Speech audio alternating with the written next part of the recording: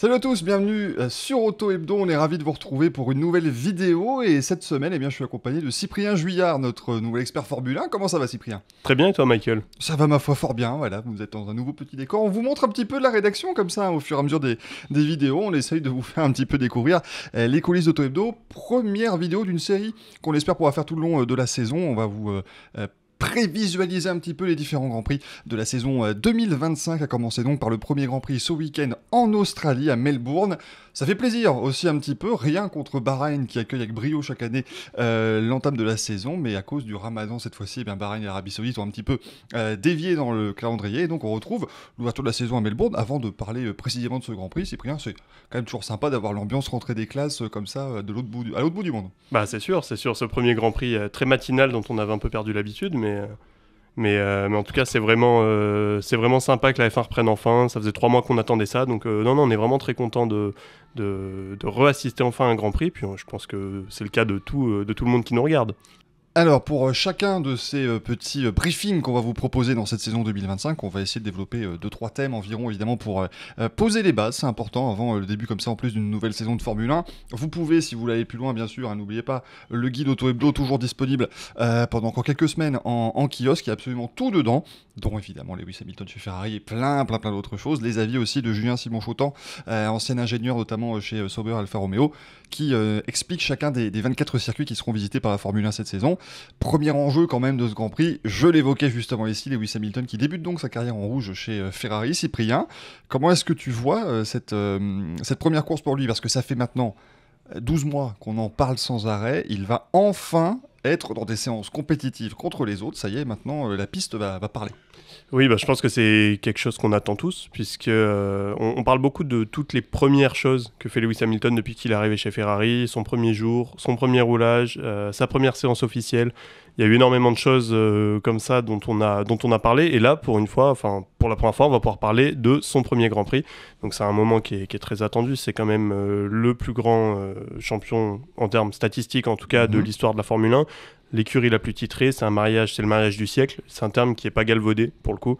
Donc c'est vraiment quelque chose qu'on attend. Et puis, en effet, tu l'as dit toi-même, c'est la première fois qu'il va être en compétition avec d'autres personnes, et en particulier avec son coéquipier, Charles Leclerc. Et ça, moi, c'est un duel que j'ai hâte de voir dès Melbourne. Oui, parce qu'en fait, il y a eu les essais hivernaux, mais après les essais hivernaux, on peut absolument rien en tirer, à part est-ce qu'il se sent à l'aise, est-ce que son body language est assez sympa ou pas, mais derrière, évidemment, on peut pas regarder les résultats, donc c'est ce qui va être cool, quoi. Surtout que je pense que les essais hivernaux, tout ce qu'on a pu en comprendre quand même, c'est que Ferrari a l'air d'avoir une voiture qui est relativement bonne. Après, est-ce que la voiture sera championne du monde, 4e du championnat? Ça reste à voir. Ils seront pas en dessous. Oui, elle devrait être dans le top 4 quand même. Voilà, on s'attendait pas à ce qu'il soit plus bas que ça dans tous les cas, donc c'est pas vraiment une surprise. Mais ce qu'on sait, c'est qu'en tout cas, Lewis Hamilton aura l'occasion de jouer normalement des podiums, des victoires, on l'espère pour lui.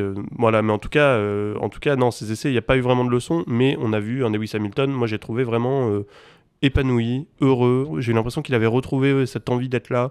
Je sais pas ce que t'en penses toi, Michael, mais ouais, mine de rien, quand on est depuis plus de 10 ans dans la même équipe, à un moment donné ça lasse toujours forcément.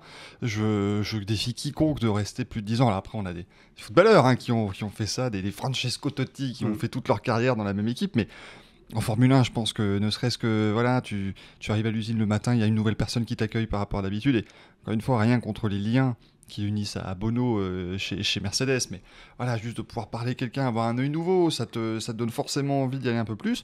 Donc oui, je retrouve un petit peu ça chez Lewis Hamilton. Est-ce que ça va se traduire en piste? Ça, voilà, on verra. Il a 40 ans maintenant, le pilote britannique. Il est dans ce qui semble être la forme de sa vie, en tout cas quand il en parle, et voilà, il se sent, comme tu dis, très épanoui. On sait que l'aspect mental chez Lewis Hamilton est fondamental, justement. Il a besoin de ça pour fonctionner, justement, à 100%. Donc bien de voir ce que ça va donner. Vivement les qualifs à Melbourne, de toute façon, parce que c'est là où on aura le premier indicateur clair. C'est sûr. Et puis le Grand Prix, évidemment, le dimanche. 5h du matin, on vous rappelle, juste voilà, c'est le moment où vous allez tout de suite sur votre téléphone et que vous mettez le réveil. 5h dimanche, c'est pas mal. Moi, j'ai pas connu les Grands Prix Australie à 4h du matin, donc c'est un bon compromis, 5h. Voilà, on va voir ce que ça va donner. Ça reste matinal, mais c'est pas mal. Ouais. Voilà. Je vais pas être matinal, j'ai mal, mais c'est pas grave, ça ira très bien. Si vous avez cette référence, évidemment, bienvenue. Vous êtes vieux. Et oui, je l'ai pas, donc je dois être jeune. écoute. Un peu trop jeune, je pense, pour ça, Profitez-en, c'est désolé. certainement la dernière fois que vous voyez Cyprien en vidéo, hein, évidemment, parce que je me sens extrêmement insulté. Ce week-end, on a aussi plusieurs pilotes qui vont faire leur début. Alors, vous remarquez que je ne dis pas le chiffre, parce qu'à un moment donné, les rookies, il y en a 4, il y en a 6, on ne sait plus trop comment on Autant les de compte. vrais que de faux rookies cette C'est année. ça, voilà, il y a des vrais rookies, il y a des faux rookies. Moi, j'ai tendance quand même à considérer que oui, un Liam Lawson qui arrive chez Red Bull, même s'il est 11 au Grand Prix au compteur, c'est un rookie pour moi, voilà, parce qu'il arrive dans une... Je pense que c'est important de rappeler la règle. La règle officielle de la Formule 1, c'est qu'un pilote est considéré comme rookie s'il a disputé 2 Grands Prix ou moins. Exactement. Donc ça exclut dans les nouveaux pilotes, ou en tout cas les jeunes pilotes, ça exclut Lawson qui a 11 Grands Prix comme tu l'as dit, et Berman qui en a 3 du coup. Donc ils sont plus que 4 du coup. 4 rookies officiellement, mais on va dire 6 nouveaux visages ou en tout cas jeunes pilotes qu'on n'a pas encore beaucoup vus. Lawson en fait partie évidemment. Il reste Antonelli, Bortoleto, également Isaac Hadjar, bien sûr, et Jack Doohan, qui en plus va rouler à domicile. Donc ça, c'est aussi quelque chose de très important pour le pilote alpine.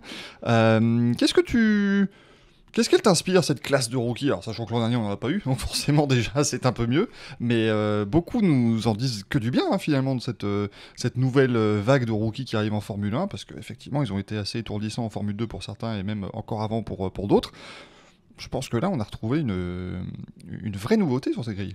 Oui, alors ce qui est agréable, je trouve, c'est qu'on n'a pas eu autant de rookies intéressants, je pense, depuis 2019, où on avait Albon, Norris et Russell.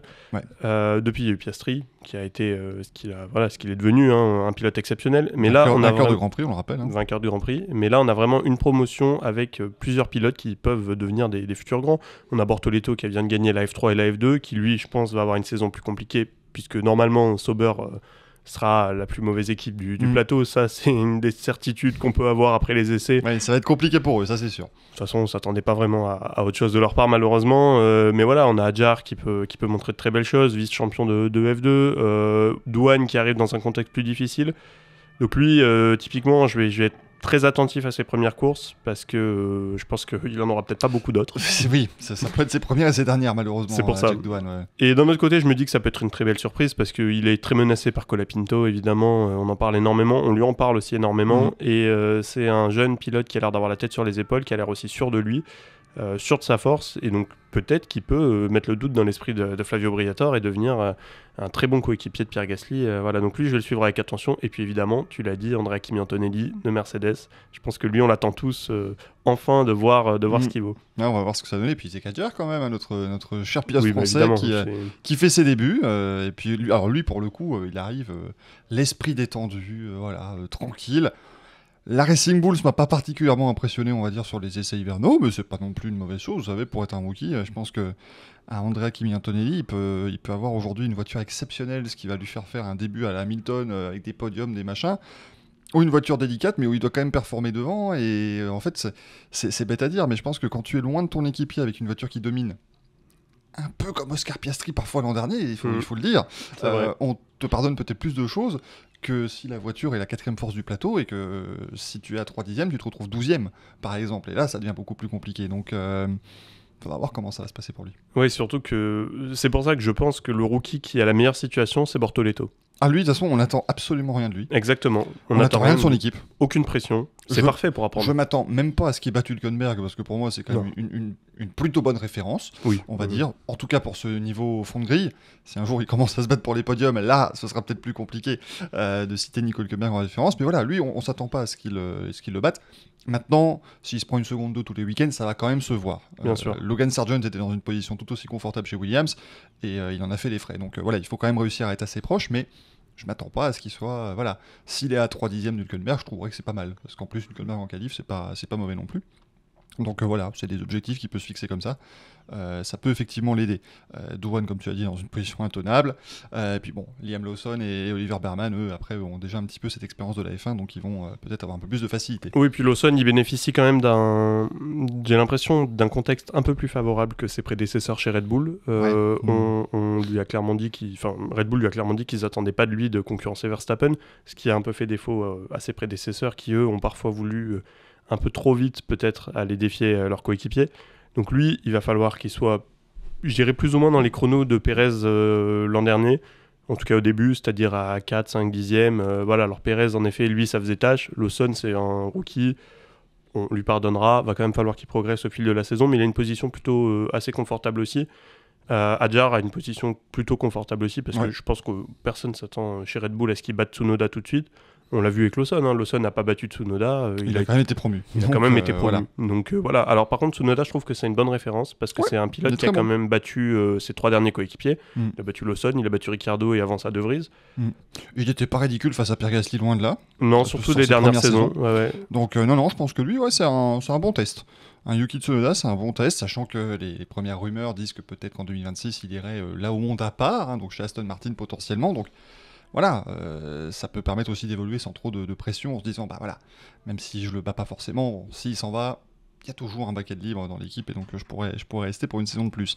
Le dernier point qu'on voulait aborder dans cette preview de ce Grand Prix d'Australie, est-ce qu'on va vers un acte 2, Verstappen-Norris? C'était la lutte qui nous avait intéressé en fin de saison dernière, dirons-nous, en milieu et fin de saison dernière en 2024. Est-ce que tu les vois de nouveau jouer le titre?